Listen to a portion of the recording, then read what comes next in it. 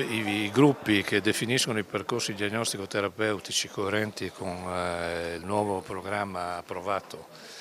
della rete oncologica regionale proseguono il loro lavoro, quindi i protagonisti sono loro, a differenza di quello che ogni tanto sentiamo parlare. L'assessore regionale Riccardo Riccardi è intervenuto al corso per la formazione dei professionisti che faranno parte della rete oncologica del Friuli Venezia Giulia. L'incontro, che ha coinvolto operatori e specialisti da tutto il territorio, è parte integrante di un percorso destinato a riorganizzare le modalità di presa in carico dei pazienti oncologici, superando modelli verticali e frammentati in favore di un approccio integrato e multidisciplinare. Il piano della rete oncologica regionale del Friuli Venezia Giulia vede in questi giorni l'avvio di una delle linee previste attraverso gli incontri di alta formazione promossi dal coordinatore Giampiero Fasola e organizzati dall'ARCS in collaborazione con SDA Bocconi e Suono e Silenzio. Tra gli obiettivi strategici del piano figura la definizione di percorsi diagnostico-terapeutici assistenziali progettati e condivisi a livello regionale e locale, dotati di indicatori di processo e di esito rilevabili e misurabili. Per ogni gruppo di patologie oncologiche vengono definiti percorsi di assistenza che saranno dedicati ai pazienti colpiti da quello specifico tumore,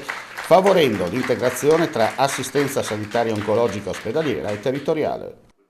Con coerenza rispetto al lavoro che il dottor Fasola ha definito come responsabile di questo progetto strategico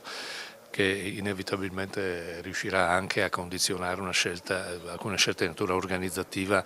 nella revisione anche della rete chirurgica e anche delle strutture ospedaliere.